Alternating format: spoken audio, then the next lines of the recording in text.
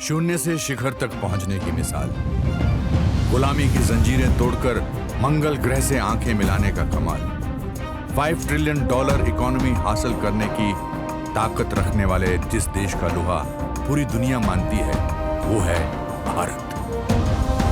विश्व की सबसे बड़ी और वाइब्रेंट डेमोक्रेसी बनने का ये 75 साल का सफर पूरा नहीं हो पाता अगर आजादी की क्रांति की गूंज 15 अगस्त 1947 की तारीख तक ना पहुंची होती। आज जो हम स्वतंत्र भारत में सांस ले रहे हैं उसके पीछे लाखों बेटे बेटियों, उनका त्याग, उनका बलिदान आज नमन करने का ये पर्व है। हर साल 15 अगस्त के दिन सारे देश की निगाहें लाल किले पर टिकी रहती हैं, क्योंकि लाल किले की प्राचीर स्वतंत्र भारत का सबसे अटल प्रतीक है। नमस्कार, मैं अनुपम खेर आज आपको सुनाऊंगा इस स्वतंत्र भारत की कहानी, the story of free India, इस देश के 140 करोड़ लोगों के उन नायकों की जुबानी जो जब जब बोलते हैं हम गर्व से देखते हैं और दुनिया गौर से सुनती है। लाल किले से गूंज। आज हम एक आजाद मुल्क हैं। भारत दुनिया के देशों में एक बड़ा देश होगा। हम इतिहास बना रहे हैं। हम भारत की जनता को मजबूत कर पाएंगे। कारो पर्वत से लेकर गिलगित तक इसका विस्तार है। भारत के सपनों और आकांक्षाओं को पूरा करने से कोई भी बाधा अब हमें रोक नहीं सकती। जय हिंद, जय हिंद।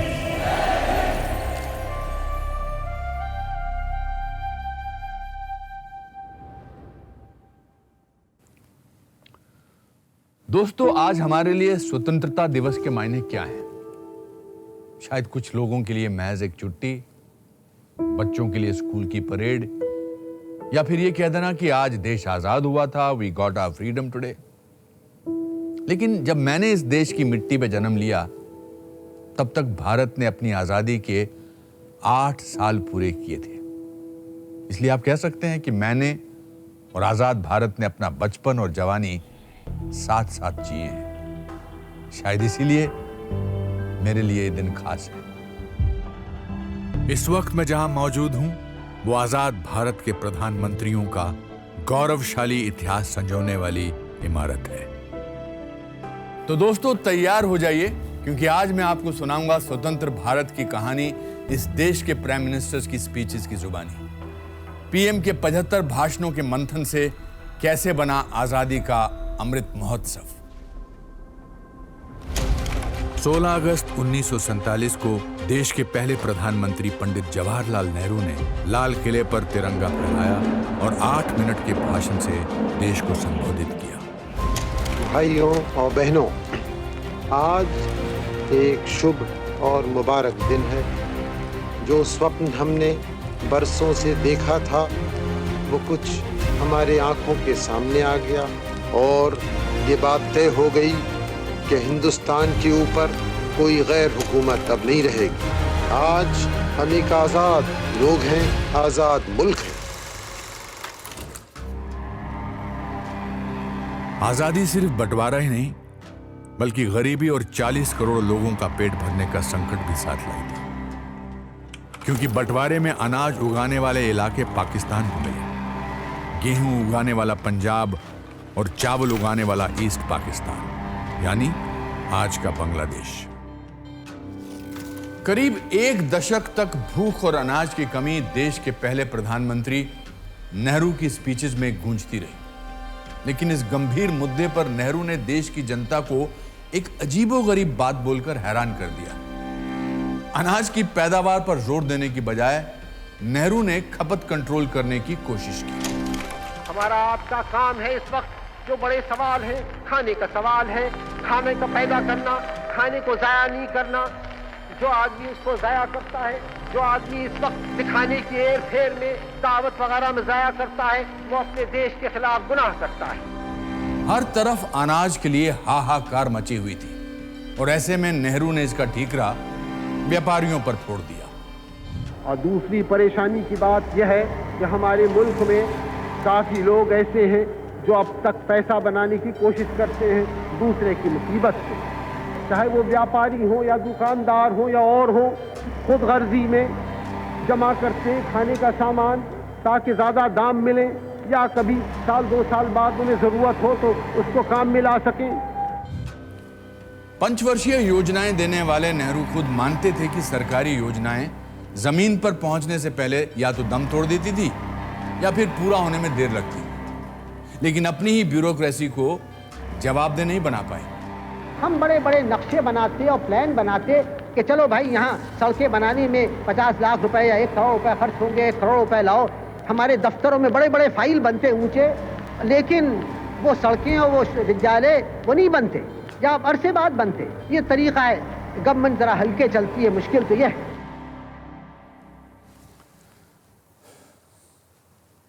नेहरू इसी कमरे में देर रात तक बैठकर चिंतन किया करते थे। उन्होंने देश के लिए मिक्स्ड इकोनॉमी का सोशलिस्ट मॉडल चुना। सरकार खुद इंडस्ट्रियलिस्ट और फाइनेंसर बन गई। प्राइवेट इंडस्ट्री शुरू करने के लिए सरकार से लाइसेंस लेने का कानून बना और शुरू हुआ लाइसेंस राज।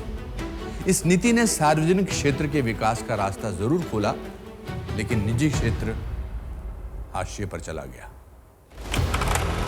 38 उद्योग सरकारी कब्जे में आ गए, लेकिन दूसरे देशों के मुकाबले लोगों का जीवन स्तर गिरता जा रहा था। करीब 1 दशक के बाद भी समस्याएं जस की तस थी और नेहरू के पास इसका कोई समाधान नहीं था। आप लोग आजकल भी कुछ दिक्कतों में हैं, परेशानियों में हैं, महंगाई की कुछ तो लाचारी है। पूरी तौर से काबू की बात नहीं हमारे इस समय, हालांकि काबू में वो आएगी।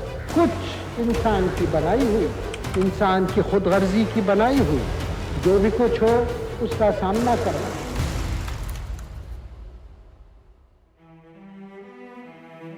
बिजनेसमैन को नेहरू शक की नजर से देखते थे।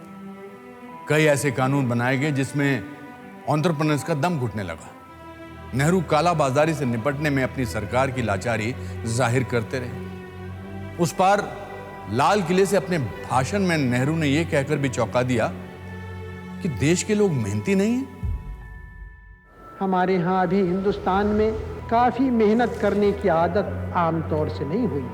हमारा कसूर नहीं, आदतें ऐसी पड़ जाती हैं वाक़यात से, लेकिन बात यह है कि हम उतना काम नहीं करते जितना कि यूरोप वाले या जापान वाले या चीन वाले या रूस वाले कहीं करते हैं। ये न समझिए कि वो कौमें खुशहाल हो गई कोई जादू से, मेहनत से हुई हैं और अकल से हुई हैं। नेहरू विदेशियों की तारीफ कर रहे थे और पड़ोसी देशों पर भी उनकी विदेश नीति सॉफ्ट रही। उम्मीद थी कि कश्मीर में लगातार खून खराबा कर रहे पाकिस्तान को जरूर ललकारेंगे, लेकिन वो उसे दिल का टुकड़ा कहते रहे। उधर चीन दौरे में उन्होंने पंचशील समझौता किया और बॉर्डर डिस्प्यूट पर बातचीत आगे बढ़ाई। जब वो भारत लौटे तो हिंदी चीनी भाई भाई का नारा लगने लगा, लेकिन समझौते के बावजूद 20 अक्टूबर 1962 को लद्दाख में चीन ने हमला कर दिया। नेहरू ने 2 महीने पहले ही लाल किले से चीन की नीयत पर शक जता दिया था और देश को ना घबराने का भरोसा भी दिया था। युद्ध में भारत को चीन से शिकस्त मिली, लेकिन नेहरू ने देश को हार में जीत का मंत्र सुना दिया। हमें तकलीफ हुई, परेशानी हुई, लेकिन उसका भी नतीजा एक अच्छा हुआ। वो ये कि उसने हमें इस गफलत से निकाला और सारे मुल्क में नई हवा छिड़ी और लोग तैयार होने लगे और हर तरफ एक जोश था और एक कुर्बानी की जाती थी। इस जंग में देश के 1,500 सैनिक शहीद हो गए, इतने ही घायल हुए। हैरानी की बात यह है कि नेहरू ने सैनिकों की शहादत का लाल किले से जिक्र तक नहीं किया। नेहरू 17 साल यानी अब तक के सबसे लंबे अरसे तक के पीएम रहे। अपने कार्यकाल में उन्होंने देश को लोकतंत्र के नए मंदिर दिए, लेकिन कैम्ब्रिज में पढ़े नेहरू खुद को एक आउट ऑफ प्लेस पूर्वी और पश्चिमी सोच का विचित्र मिश्रण मानते थे। शायद इसीलिए भारत को रूसी सोशलिस्ट सोच देने के साथ साथ स्वदेशी अचकन और टोपी पहनकर देश का लोकतंत्र पिरोने वाले पंडित नेहरू के आज जितने चाहने वाले हैं उतने ही आलोचक भी।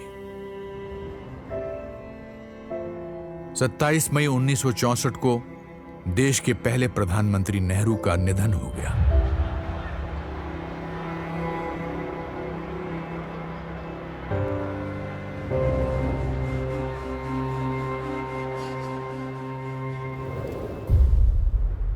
नेहरू के बाद लाल बहादुर शास्त्री ने देश की कमान संभाली।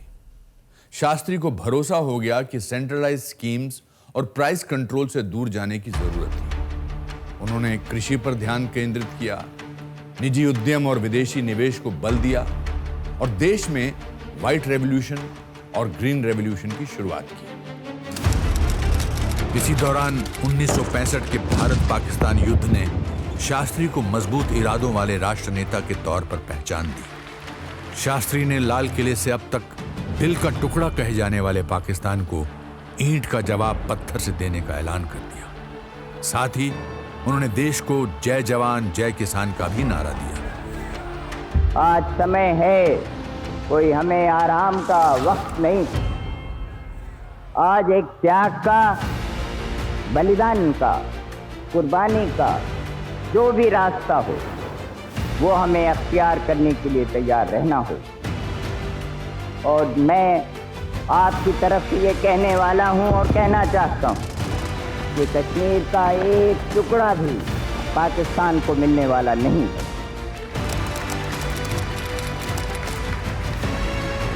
आखिर जंग में पाकिस्तान हार गया और समझौते की मेज तक आने के लिए मजबूर हो गया। 10 जनवरी 1966 को शास्त्री जी और पाकिस्तान के राष्ट्रपति अयूब खान ने ताशकंद में एक शांति समझौते पर हस्ताक्षर किए। लेकिन दूसरे ही दिन ताशकंद में शास्त्री जी का अचानक निधन हो गया। ये बताया गया कि उन्हें दिल का दौरा पड़ा था।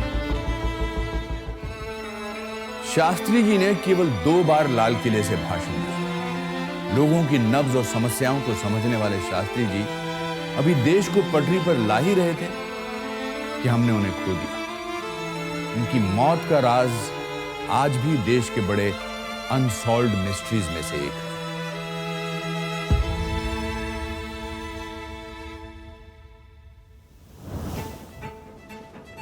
अब स्वतंत्र भारत के इतिहास में एक नया मोड़ आया। देश की पहली महिला प्रधानमंत्री ने कमान संभाली। पंडित नेहरू की बेटी इंदिरा गांधी के सॉफ्ट स्पोकन अंदाज के कारण उन्हें अपनी ही पार्टी के लोग गूंगी गुड़िया कहते थे। लेकिन इस छवि के पीछे छुपी उनकी लोह इच्छा शक्ति और निरंकुश महत्वाकांक्षा या अनब्राइडल्ड एम्बिशन को उस वक्त शायद किसी ने नहीं आंका होगा। सत्ता संभालते ही इंदिरा गांधी ने 14 प्राइवेट बैंकों को नेशनलाइज कर दिया। सरकारी हो जाने के बाद बैंकिंग सेक्टर पर राजनीतिक दबाव पड़ने लगा। धीरे धीरे क्रोनी कैपिटलिज्म को बढ़ावा मिला। इधर अनाज की कमी और उसकी कालाबाजारी का इंदिरा गांधी के पास कोई भी जवाब नहीं था। नेहरू की तर्ज पर इंदिरा ने व्यापारियों पर अपनी नाराजगी जाहिर की। जो हमारे उद्योगपति हैं या हमारे और धनी कारोबार चलाने वाले हैं, उनसे भी कुछ अनुरोध करना होता है। अगर वो चाहते हैं कि ये अनुशासन हो तो उनकी भी कुछ जिम्मेदारी है। उनकी जिम्मेदारी है कि बड़े बड़े मुनाफे, ऊंचे ऊंचे वेतन अगर वो बढ़ाते जाएंगे तो ये अनुशासन रखना फिर आसान नहीं रहता है। अपने कार्यकाल के दौरान इंदिरा गांधी ने एंटरप्राइजेस पर स्टेट कंट्रोल की नेहरू की नीतियों को अपनाया। सरकार ने होटल चलाना, स्कूटर, ट्रैक्टर, रेफ्रिजरेटर और घड़ियां बनाना भी शुरू कर दिया। यहां तक कि ब्रेड, एरेटेड ड्रिंक और फ्रूट कॉन्सेंट्रेट भी बेचना शुरू कर दिया। 1970 के बजट में पर्सनल इनकम टैक्स रेट 11% बढ़ा दिया।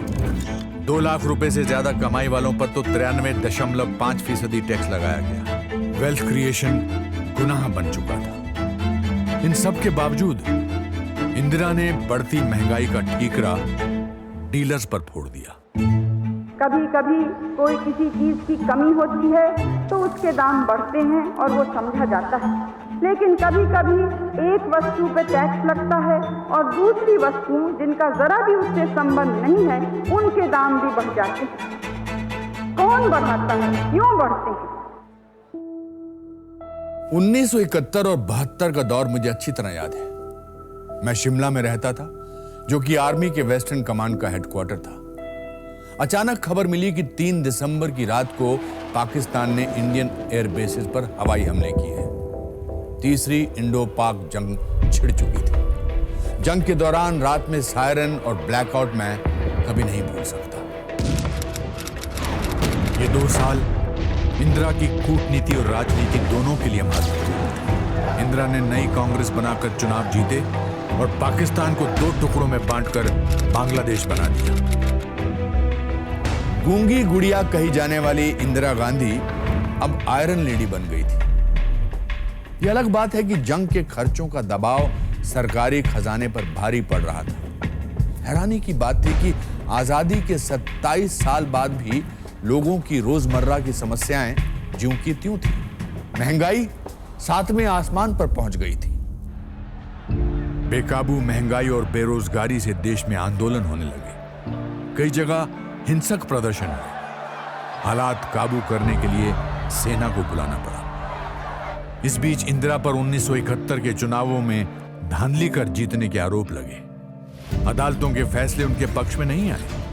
आखिर 26 जून 1975 को प्रधानमंत्री इंदिरा गांधी ने इमरजेंसी लगाने का ऐलान कर दिया। लाल किले से अपने भाषण में उन्होंने इमरजेंसी को कड़वी गोली समझकर जायज ठहराने की कोशिश की। हमने जब से यह आपातकाल की घोषणा की, कोई खुशी से नहीं की, जैसे मैंने आपसे कहा, लेकिन ऐसी स्थिति उत्पन्न हुई थी कि हम मजबूर हो गए। कहते हैं कि हर काले बादल के पीछे रोशनी होती है, वैसे कभी कभी एक कठोर कदम भी लेना हो, जैसे बीमारी में कड़वी दवा भी पीनी पड़ती है। इमरजेंसी का वो दौर मुझे अच्छी तरह याद है। पूरी दिल्ली की बिजली काट दी गई थी। मीडिया पर सेंसरशिप लगा दी गई। सभी प्रमुख ऑपोजिशन लीडर्स जेल में डाल दिए गए। लोगों के फंडामेंटल राइट्स छीन लिए गए। कई जगह ह्यूमन राइट्स वायलेशन भी हुए। करीब 19 महीनों तक लागू इमरजेंसी आज भी भारत के लोकतंत्र का काला दौर कहलाता है। हालांकि इंदिरा ने इमरजेंसी सस्पेंड कर चुनाव करवाए, पर उसका परिणाम नतीजों में साफ दिखा जब कांग्रेस को करारी हार का सामना करना पड़ा। 3 साल तक देश की राजनीति में अस्थिरता का दौर रहा। इस बीच भारत ने 2 प्रधानमंत्री देखे। 1977 में मोरारजी रणछोड़जी देसाई ने शपथ ग्रहण की। आजादी के बाद पहली बार किसी गैर कांग्रेसी प्रधानमंत्री ने लाल किले पर राष्ट्रीय ध्वज फहराया। कुछ ही समय में पार्टी की आपसी खींचतान में मोरारजी की सरकार गिर गई। इंदिरा के समर्थन से चरण सिंह ने सत्ता संभाली, लेकिन उनकी सरकार भी ज्यादा नहीं चली। आखिर 1980 में इंदिरा गांधी एक बार फिर सत्ता में लगी। इस समय पंजाब में खालिस्तानी आंदोलन जोरों पर था। अलगाववादी जरनैल सिंह भिंडरावाले ने एक अलग सिख देश खालिस्तान की मांग की। भिंडरावाले ने हथियारों से लैस साथियों के साथ अमृतसर के गोल्डन टेम्पल में घुसकर कब्जा कर लिया।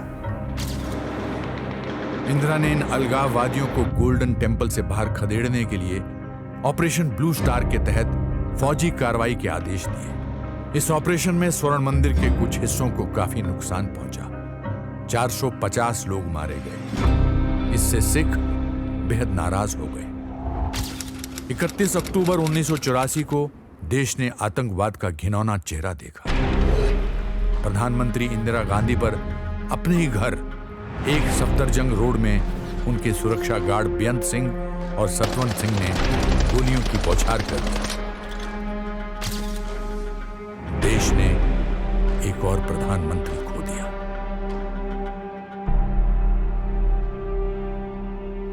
देश की राजनीति में तूफान खड़ा कर देने वाली इंदिरा के बाद उनके बेटे राजीव गांधी ने कार्यभार संभाला।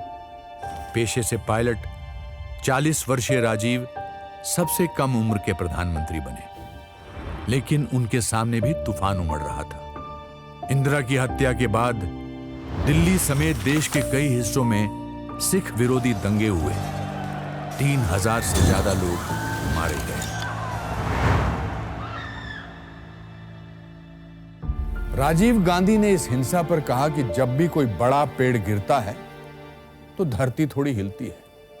यह बयान देकर उन्होंने अपनी मां की मौत के बाद हुई हिंसा को इशारों में जायज ठहराने की कोशिश की। लाल किले से अपने पहले भाषण में राजीव गांधी ने अपनी मां इंदिरा गांधी की उपलब्धियां गिनाई। पिछले 38 साल में हमने बहुत तरक्की करी। इंदिरा जी ने और भी जोर लगाया गरीबी हटाने में। पिछले 5 साल में उन्होंने 49% से करीब 63% तक भारत की जनता को गरीबी रेखा से ऊपर कर दिया। लाल किले से प्रधानमंत्रियों के भाषण को लेकर एक दिलचस्प किस्सा है जो शायद कम लोगों को पता होगा। 1986 तक प्रधानमंत्री लिखा हुआ भाषण नहीं पढ़ते थे, कागज पर मेन पॉइंट्स लिखकर खुद ही बोलते थे। लेकिन 1986 के भाषण में राजीव गांधी ने स्वतंत्रता दिवस को गलती से गणतंत्र दिवस कह दिया था। इसके बाद से प्रधानमंत्री लिखा हुआ भाषण पढ़ने लगे। अपने भाषणों से राजीव ने बहुत उम्मीदें जगाई। भारत को 21वीं सदी की दिशा में ले जाने की तैयारी में देश में पहली बार टेलीफोन्स, ऑटोमोबाइल्स, कंप्यूटर्स, टीवी समेत तमाम तरह के टेक्निकल गुड्स और टेक्निकल जॉब्स पर जोर दिया जाने लगा। देश में फैली करप्शन पर काबू पाने के लिए भी कई कदम उठाए, जिसके चलते मीडिया ने उन्हें मिस्टर क्लीन का नाम दिया और आखिरकार मिस्टर क्लीन पर ही भ्रष्टाचार के आरोप लगने लगे। 1988 की स्पीच में राजीव गांधी ने यह कहकर हैरान कर दिया कि सरकार 1 रुपया भेजती है तो जनता के पास 15 पैसे पहुंचते हैं। यह बात उन्होंने अपनी ही सरकार और नौकरशाहों के लिए कही। लेकिन जोश में उन्होंने कुछ ऐसा भी कह दिया जिसे सुनकर सब लोग हक्के बक्के रह गए। पहली बार हमें दूसरों के दरवाजे पे बर्तन लेके पहुंचना नहीं पड़ा था। ये गौरव की बात है, ये शान की बात है और ये हम कर पाए हैं क्योंकि 40 साल से जो पंडित जी ने, इंदिरा जी ने काम किया था, उसका नतीजा आज हमारे सामने है। बोफोर्स में दलाली के इंतजाम इतने गहरे थे कि लोग महंगाई समेत तमाम मुद्दों पर राजीव गांधी सरकार के खिलाफ सड़कों पर उतरने लगे। लोगों की नाराजगी भांपकर 9 नवंबर 1989 को राजीव गांधी ने अयोध्या के विवादित ढांचे में राम मंदिर के ताले खोलने की विश्व हिंदू परिषद को इजाजत दी। लेकिन तब तक हिंदू वोट बैंक ने बीजेपी का रुख कर लिया था। राजीव गांधी ने चुनावी साल में लाल किले की प्राचीर से नेहरू और गांधी परिवार की सियासी विरासत याद दिलाते हुए आरोपों का रुख एक बार फिर पूंजीपतियों की तरफ मोड़ने की कोशिश की। नेहरू और इंदिरा की तरह वो व्यापारियों पर खूब बरसे। इंदिरा जी ने अपना पूरा जीवन लगा दिया समाजदार शक्तियों की लड़ाई में, उनका सामना करने में, उन्हें खत्म करने में। आजाद भारत में भी धन अमीरों के हाथ में से ही निकल रहा था, अमीरों के हाथ में ही जा रहा था। इंदिरा जी ने बैंकों का राष्ट्रीयकरण करके ये बदला। उन्होंने देश का धन भारत के गरीबों के काम में लगाया, भारत की गरीबी हटाने में लगाया, भारत के गरीबों को ऊपर उठाने में लगाया। राजीव गांधी का कोई दाव, कोई अपील काम नहीं आई, कोई वादा, कोई दावा नहीं चला। चुनाव में कांग्रेस हार गई। एक जमाने में इंडियन एयरलाइंस के पायलट रहे राजीव गांधी खुद को रिलक्टेंट पॉलिटिशियन मानते थे। उन्हें एक वक्त पॉलिटिक्स से ज्यादा फास्ट कार्स और उनके अंदर छुपी इंजीनियरिंग में बेहद रुचि थी। हालांकि देश में तकनीकी क्रांति लाने में राजीव गांधी का बहुत बड़ा हाथ रहा, पर उनके आखिरी सालों में करप्शन स्कैंडल्स ने उनकी उपलब्धियों को काफी धुंधला कर दिया। 21 मई 1991 को राजीव गांधी तमिलनाडु में संसदीय चुनावों के अगले दौर के लिए प्रचार कर रहे थे। उग्रवादी संगठन LTTE से जुड़ी एक महिला उनके करीब पहुंची और गुलदस्ते में छिपाए बम से आत्मघाती हमला कर दिया। विस्फोट इतना जबरदस्त था कि राजीव गांधी बच नहीं पाए।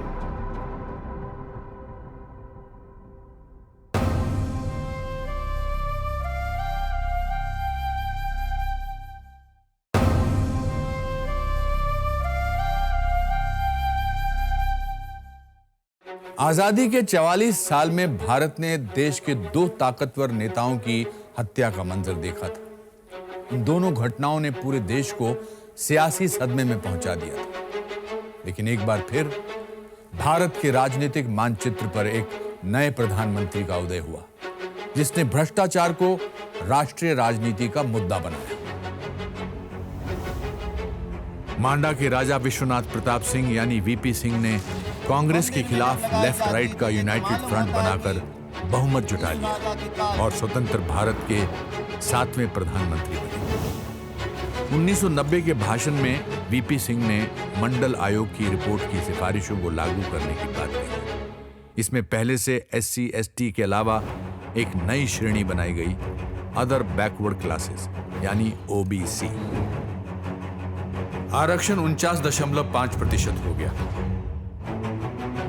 पूरे देश में युवाओं द्वारा विरोध आंदोलन छिड़ गए। इस चिंगारी से कई छात्रों ने आत्मदाह कर लिया। मंडल आयोग के खिलाफ इस आंदोलन ने सरकार को भीतर तक हिला दिया और राजनीतिक संतुलन भी बिगड़ गया। महीने भर बाद ही बीजेपी के वरिष्ठ नेता लाल कृष्ण आडवाणी ने गुजरात के सोमनाथ से राम मंदिर को लेकर अपनी ऐतिहासिक रथ यात्रा शुरू की। VP सिंह के मंडल के जवाब में यह आडवाणी का कमंडल था। बहरहाल VP सिंह की खिचड़ी सरकार ज्यादा नहीं चल पाई। कांग्रेस के समर्थन से अब चंद्रशेखर प्रधानमंत्री बने। लेकिन 7 महीनों में ही कांग्रेस ने समर्थन वापस ले लिया और सरकार गिर गई। अगले प्रधानमंत्री ने जब बागडोर संभाली, देश के माली हालात बहुत खराब थे। दक्षिण भारत से आने वाले पहले प्रधानमंत्री PV नरसिम्हा राव के सामने एक बड़ी चुनौती थी। उधर राम मंदिर आंदोलन की शुरुआती आंच ने ही बीजेपी को 120 सीटें दे दी थी। आडवाणी की रथ यात्रा के जवाब में प्रधानमंत्री राव ने 1992 में लाल किले से एक वादा करके पूरे देश को चौंका दिया। हमारी ये इच्छा है, हमारी ये नीति है कि वहां मंदिर बने, भव्य मंदिर बने, लेकिन मस्जिद न टूटे। ये हमारा फॉर्मूला है, ये हमारा निश्चय है और ये हमारा फैसला है। 6 दिसंबर 1992 को नरसिम्हा राव के शासनकाल की सबसे महत्वपूर्ण घटना घटी। विश्व हिंदू परिषद समेत तमाम हिंदूवादी संगठनों और संत समाज ने विवादित बाबरी मस्जिद ढांचे को धराशायी कर दिया। देश भर में सांप्रदायिक हिंसा भड़क उठी। मार्च 1993 में मुंबई में 12 सीरियल ब्लास्ट हुए। पूरा देश हिल गया। हमलों के पीछे पाकिस्तान में बैठे international most wanted terrorist Dawood Ibrahim का हाथ था। ठीक इसी दौरान कश्मीर में पाकिस्तान ने ISI और कश्मीरी अलगाववादियों की मदद से आतंकी घुसपैठ को बढ़ावा दिया। कश्मीरी हिंदुओं और देश की सरकार के खिलाफ प्रॉक्सी वॉर शुरू हो गया।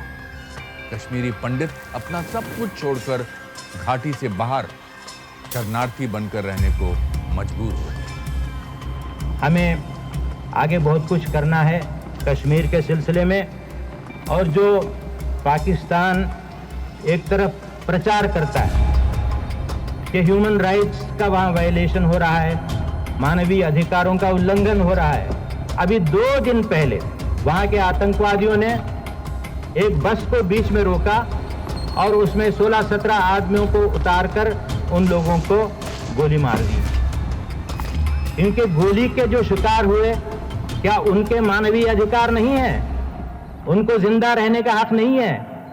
ये केवल इन्हीं आतंकवादियों को है। प्रधानमंत्री नरसिम्हा राव ने माना कि कश्मीर में हिंदुओं पर ज्यादतियां हो रही हैं, भले ही रोकने के लिए कोई ठोस कार्रवाई नहीं की। आज जब कश्मीर फाइल्स चर्चा में है, यह बताना जरूरी है कि एक वर्ग रहा है और अब भी है जो ये मानने को तैयार ही नहीं है कि हिंदुओं के खिलाफ कश्मीर में हिंसा हुई। नरसिम्हा राव सरकार ने देश की अर्थव्यवस्था को एक नया आयाम दिया। नेहरू की मिक्स्ड इकोनॉमी को बदलकर खुली बाजार व्यवस्था बनाई। लाइसेंस राज खत्म हुआ और फॉरेन डायरेक्ट इन्वेस्टमेंट खोल दिया। लेकिन राव के कार्यकाल की उपलब्धियों पर घोटालों की परत जम गई।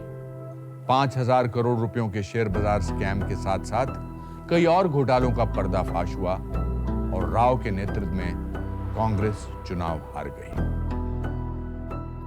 1996 से 1998 तक संयुक्त मोर्चा की खिचड़ी सरकार ने देश को एक बार फिर राजनीतिक अस्थिरता की तरफ धकेल दिया। पहले HD देवेगौड़ा, फिर 18 महीने बाद I.K. गुजराल ने प्रधानमंत्री की कुर्सी संभाली। 3 साल में संयुक्त मोर्चा की 2 सरकारें गिर चुकी थी। लोकसभा भंग करने के अलावा और कोई चारा नहीं था। एक बार फिर देश में मिड टर्म इलेक्शन करवाने पड़े।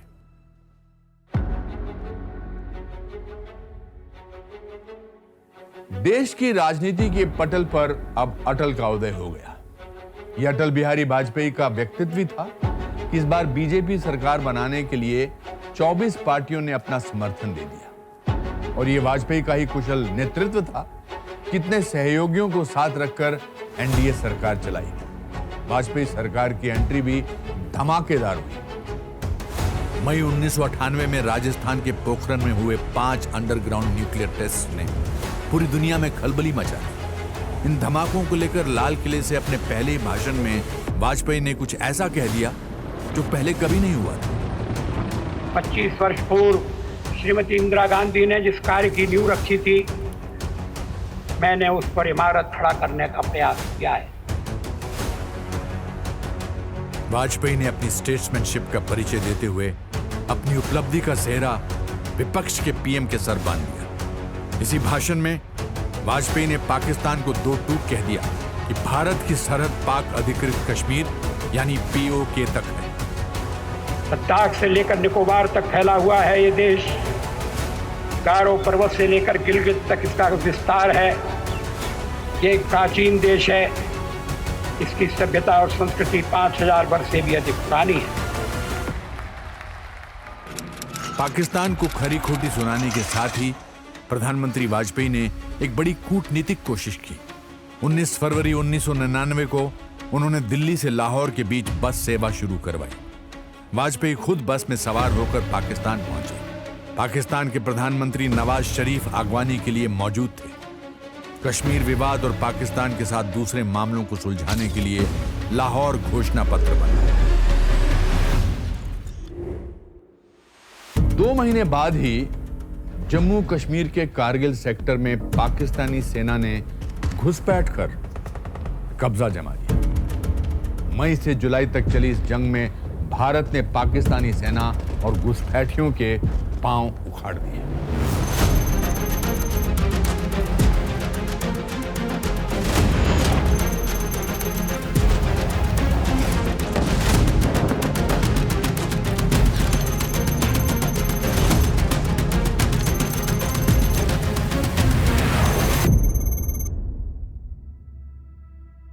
सरकार के आखिरी दिनों में वाजपेयी समर्थक दलों के दबाव से काफी परेशानियों से घिर गए। इसके बावजूद जाते जाते वो देश को बड़ी सौगात दे गए।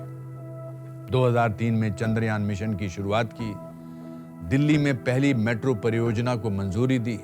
सड़कों और टेलीकम्युनिकेशन के जाल से भारत विकास की रफ्तार भरने लगा। मई 2004 में भारतीय जनता पार्टी चुनाव हार गई। कांग्रेस लेफ्ट के सहयोग से सत्ता में आई। सोनिया गांधी ने अपने विदेशी मूल को लेकर प्रधानमंत्री बनने से इनकार कर दिया। वरिष्ठ पार्टी नेताओं को दरकिनार कर सोनिया ने मंझे हुए पॉलिटिशियन की जगह एक टेक्नोक्रेट मनमोहन सिंह को प्रधानमंत्री बनाया। बढ़ती महंगाई को लेकर यूपीए सरकार निशाने पर थी। मनमोहन सिंह ने नेहरू गांधी की ही तरह लाल किले से गजब इन्फ्लेशन की अजब वजह बताई। हमें ये बात समझनी होगी कि यदि हम चाहते हैं कि हमारे किसानों की आमदनी बढ़े तो उनकी पैदा की गई वस्तुओं की कीमतें कुछ ना कुछ बढ़ेंगी ही। जब समाज के दूसरे वर्गों की आमदनी बढ़ती है तो हमारे किसानों की आमदनी क्यों ना बढ़े। मनमोहन सरकार की एक चाबी गठबंधन के सहयोगियों के हाथ थी। लेफ्ट के समर्थन से इकोनॉमिक रिफॉर्म्स मुमकिन नहीं थे। दूसरी तरफ यूपीए सरकार को सलाह देने के लिए सोनिया गांधी ने नेशनल एडवाइजरी काउंसिल बनाई और खुद उसकी चेयरमैन बन गई। ये पहली बार हुआ था कि प्रधानमंत्री को गवर्नेंस और नीति निर्धारण के लिए अपने पार्टी अध्यक्ष पर निर्भर रहना पड़ा। और ऐसा पहली बार हुआ जब लाल किले से किसी पीएम ने रूलिंग पार्टी के अध्यक्ष का नाम लिया। हमारी पूर्व प्रधानमंत्री श्रीमती इंदिरा गांधी जी ने कहा था गरीबी हटा। हमारी नेता श्रीमती सोनिया गांधी ने हमें नारा दिया है रोजगार बढ़ा। 26 नवंबर 2008 मैं उस दिन मुंबई में था। रात करीब 8:30 बजे जो खबर मिली उस समय हिल गया। मुंबई के 2 मशहूर होटल्स पर 10 आतंकियों ने हमले किए।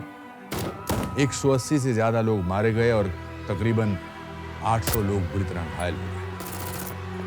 पूरे देश और दुनिया ने इस खौफनाक मंजर को देखा। 2009 में मनमोहन सिंह दोबारा प्रधानमंत्री बने। उन्होंने लाल किले से अपने भाषण में इस घटना का जिक्र तो जरूर किया, लेकिन शहीदों को श्रद्धांजलि नहीं दी।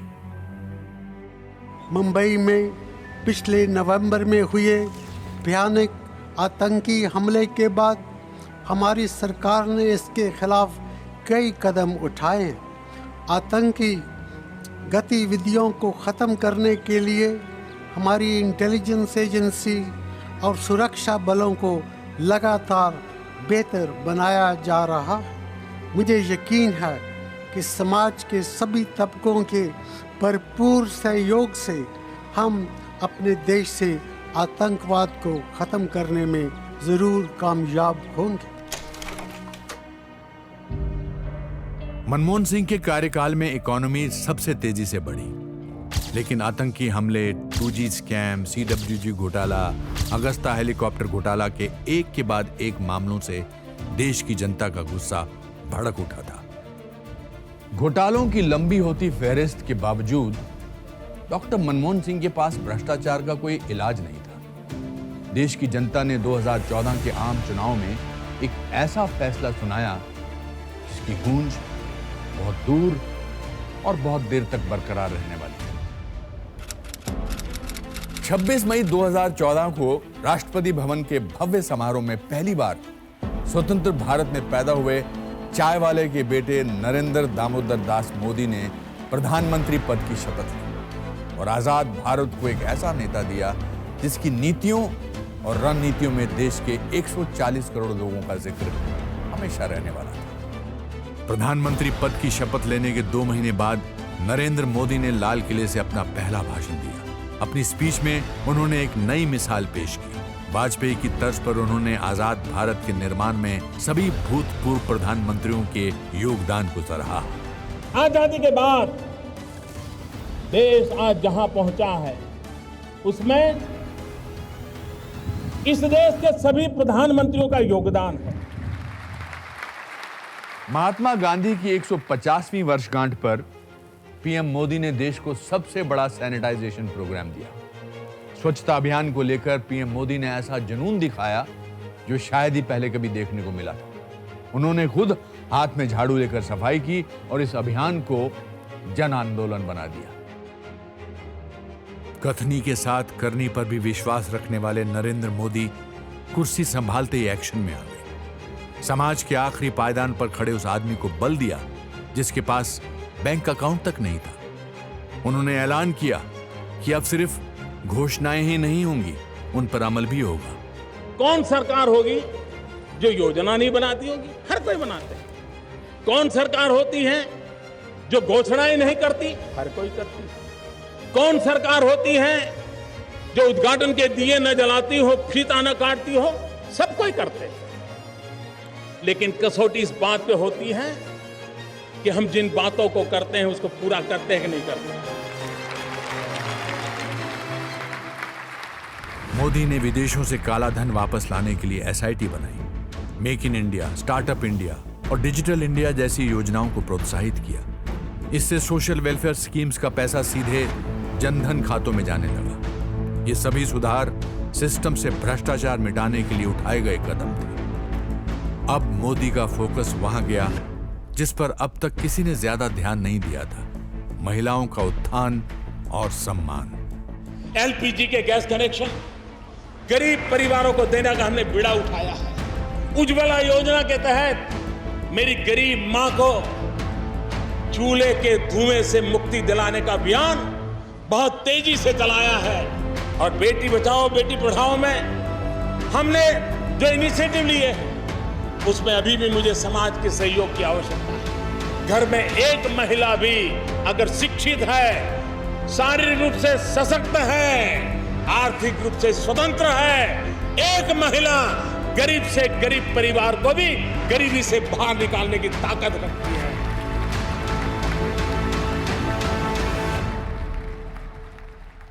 जब जब भारत में लोकतंत्र मजबूत होता है, हमारा पड़ोसी अपनी साजिशें बढ़ा देता है।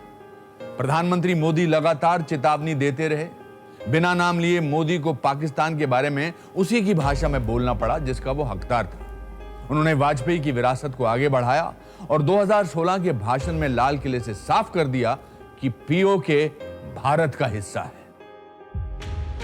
मैं आज लाल किले की प्राचीर से बलूचिस्तान के लोगों का, गिलगिट के लोगों का, पाक के कब्जे वाले कश्मीर के लोगों का मैं आज तहे दिल से आभार व्यक्त करना चाहता हूं।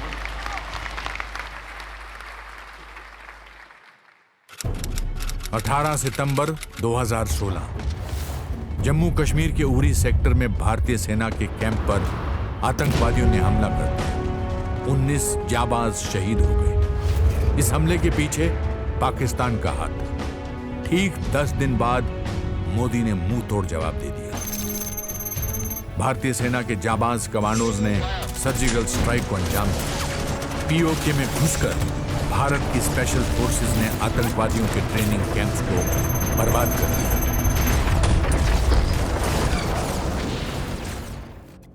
पंद्रह अगस्त 2017 को जब प्रधानमंत्री मोदी ने लाल किले से देश को संबोधित किया तो उन्होंने बता दिया कि यह नया भारत है जो देश की रक्षा और सुरक्षा के साथ साथ पलटवार करना भी जानता है। हमारा देश, हमारी सेनाएं, हमारे वीर पुरुष, उन्होंने जब जब मौका आया है अपना कर्तव्य दिखाया, अपना सामर्थ्य दिखाया है। बलिदान की पराकाष्ठा करने में ये हमारे वीर कभी पीछे नहीं रहे हैं। और जब सर्जिकल स्ट्राइक हुई, दुनिया को हमारा लोहा मानना पड़ा।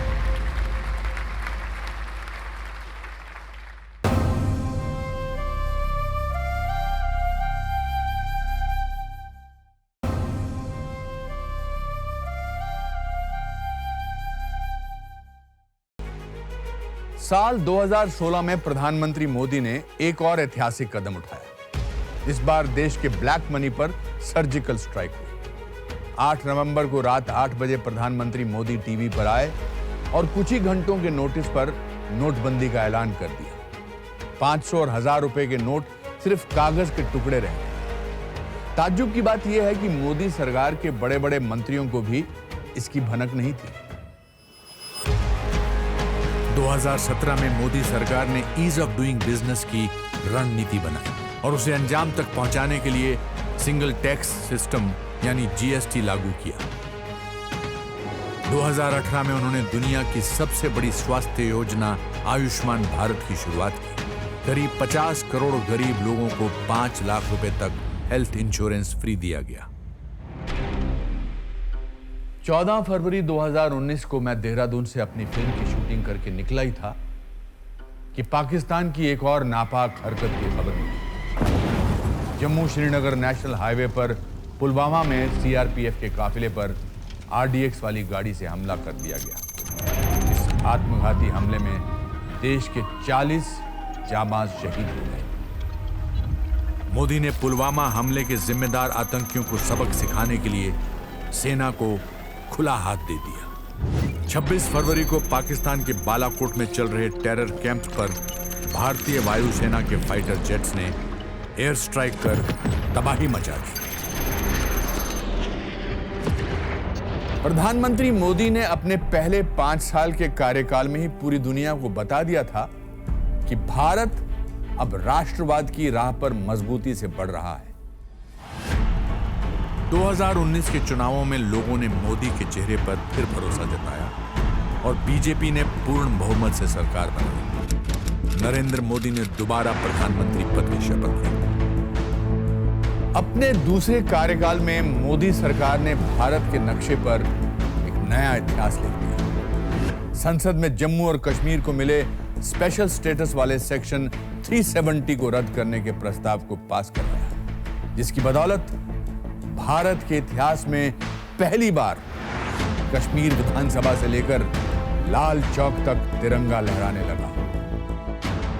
जो काम पिछले 70 साल में नहीं, नई सरकार बनने के बाद 70 दिन के भीतर आर्टिकल 370 और 35A को हटाने का काम भारत की दोनों सदनों ने, राज्यसभा और लोकसभा ने 2/3 बहुमत से पारित कर दिया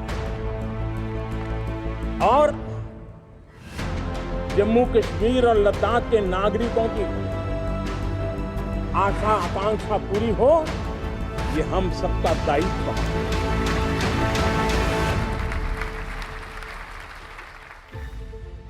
जहां पूर्व सरकारों ने व्यापार, उद्यम और उद्योग को धिक्कारा, मोदी ने इंडस्ट्री और एंटरप्राइज को वेल्थ क्रिएटर्स मानकर खास दर्जा दिया। हमारे देश में कुछ ऐसी गलत मान्यताओं ने घर कर लिया है। उन मान्यताओं से बाहर निकलना पड़ेगा। जो देश की वेल्थ को क्रिएट करता है, जो देश के वेल्थ क्रिएशन में कंट्रीब्यूट करता है, वे सब देश की सेवा कर रहे हैं। हम वेल्थ क्रिएटर को आशंका की नजरों से न देखें, हम उनके प्रति हीन भाव से न देखें। आवश्यकता है देश में वेल्थ क्रिएट करने वालों का भी उतना ही मान, सम्मान और प्रोत्साहन होना चाहिए, उनका गौरव बढ़ना चाहिए। और वेल्थ क्रिएट नहीं होगी तो वेल्थ डिस्ट्रीब्यूट भी नहीं होगी। अगर वेल्थ डिस्ट्रीब्यूट नहीं होगी तो देश के गरीब आदमी की भलाई नहीं होगी। साल 2020, इस साल को शायद ही कभी कोई भूल पाएगा। भारत समेत पूरी दुनिया कोविड की चपेट में आ गई। इस महामारी के बीच प्रधानमंत्री मोदी ने न सिर्फ फ्रंटलाइन वर्कर्स का हौसला बढ़ाने के लिए कई कदम उठाए, बल्कि इस मुश्किल दौर में देश की अर्थव्यवस्था को बचाने और बढ़ाने की भी कोशिशें की। लेकिन कोरोना संकट के बीचों बीच 5 मई 2020 को लद्दाख में चीनी सेना और भारतीय सैनिकों के बीच हिंसक झड़प हुई। भारत के 20 सैनिक शहीद हो गए। चीन को भी भारी नुकसान हुआ। 2020 के भाषण में प्रधानमंत्री मोदी ने गलवान के शहीदों को नमन किया और चीन को कड़ा संदेश दिया। भारत की संप्रभुता की रक्षा के लिए पूरा देश एक जोश से भरा हुआ है, संकल्प से प्रेरित है और सामर्थ्य पर अटूट श्रद्धा के साथ आगे बढ़ रहा है। इस संकल्प के लिए हमारे वीर जवान क्या कर सकते हैं, देश क्या कर सकता है, ये लद्दाख में दुनिया ने देख लिया।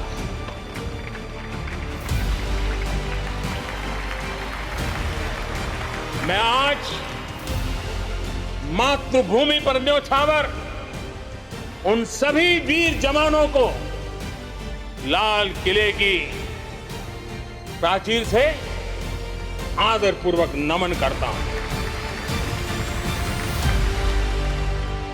कोरोना महामारी ने पूरी दुनिया को हिलाकर रख दिया था। ऐसी महामारी 100 साल में नहीं देखी गई, पर देश ने हिम्मत नहीं हारी। जब अमेरिका, रूस और चीन जैसे देश कोरोना की दवा और टीका तलाश रहे थे, तब भारत ने 150 से ज्यादा देशों को दवाएं दी। इतना ही नहीं, 10 महीनों में कोविड टीकों की 100 करोड़ डोजेज देश की जनता को लगा दी गई। भारत ने देश दुनिया को मुफ्त टीके देकर कोविड काल में भी बेमिसाल कूटनीति की मिसाल कायम कर दी। कोविशील्ड और कोवैक्सीन कर रही।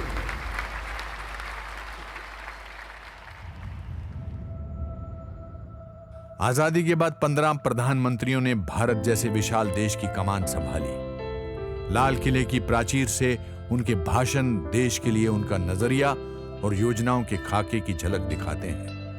गहराई से विश्लेषण के बाद उनके भाषण का लहजा, विषय और नैरेटिव को टटोलें तो ये उनके व्यक्तित्व और प्राथमिकताओं के बारे में दिलचस्प कहानी बयान करता है। जवाहरलाल नेहरू और इंदिरा गांधी करिश्माई नेता जरूर थे, लेकिन उनके भाषणों से डेटा और डिटेल गायब थे। दोनों के भाषण में लोगों के प्रति तिरस्कार और झिड़कने का लहजा झलकता था, और समाधान के बजाय समस्याओं पर ज्यादा जोर रहा। दोनों ने कारोबारी समुदाय को हमेशा शक की नजर से देखा। इसके उलट शास्त्री जी राष्ट्र के लिए एक मजबूत दृष्टि के साथ दयालु और दृढ़ संकल्प नेता के तौर पर सामने आए। राजीव गांधी के भाषणों ने भविष्य के लिए उनके दृष्टिकोण को सामने रखा, लेकिन उनमें भी डिटेल की कमी दिखी और अक्सर लोगों के प्रति तिरस्कार रवैया सामने आया। एक वकील और कृषिविद पीवी नरसिम्हा राव ने भारतीय अर्थव्यवस्था को नए पंख दिए। उन्होंने सीमा पार आतंकवाद से कश्मीर में आम लोगों के मानवाधिकार के हनन को माना जरूर, लेकिन वो आतंकवादियों से निर्णायक रूप से नहीं निपट सके। एक विचारक और विद्वान के तौर पर देखे जाने वाले मनमोहन सिंह के भाषण लोगों को प्रेरित नहीं कर पाते थे। साथ ही उनका कंटेंट काफी ब्यूरोक्रेटिक था। सोनिया गांधी की प्रशंसा करके उन्होंने दरबारी मानसिकता का परिचय दिया, ये जानते हुए कि उस सरकार में वो किसी पद पर नहीं थी। वाजपेयी ने सभी क्षेत्रों में सुधारों को नई उड़ान दी और लोकतंत्र के संरक्षण में लोगों की भूमिका को अहमियत दी। उन्होंने और मोदी दोनों ने पूर्ववर्तियों के योगदान को शालीनता से स्वीकार किया। प्रधानमंत्री मोदी के भाषण भावनात्मक और प्रेरक होते हैं। लोगों की नब्ज पहचानते हुए वो राष्ट्रीय चुनौतियों के लिए विशिष्ट लक्ष्यों के साथ नई पहल की घोषणा करने के लिए खास मंच का इस्तेमाल करते हैं। उनके भाषण डेटा से भरपूर होते हैं और वो पहले की घोषणाओं पर नियमित अपडेट देते रहते हैं। मोदी भारतीयता के राष्ट्रवाद पर गर्व महसूस करते हैं और नए भारत की कहानी सुनने के लिए आज पूरी दुनिया आतुर है। यही समय मुख्य भुजाओं की शक्ति है, हर तरफ देश की भक्ति है। तुम उठो, तिरंगा लहरा दो। आज सारी दुनिया हमें विश्व गुरु का दर्जा देने को तैयार है, लेकिन यह सब मुमकिन नहीं होता अगर स्वतंत्रता सेनानियों ने देश को आजादी नहीं दिलाई होती। तो नमन आजादी के उन सभी मतवालों को जिन्होंने हमें खुली हवा में आजाद सांस लेने का हक दिलाया। नमस्कार और जय हिंद।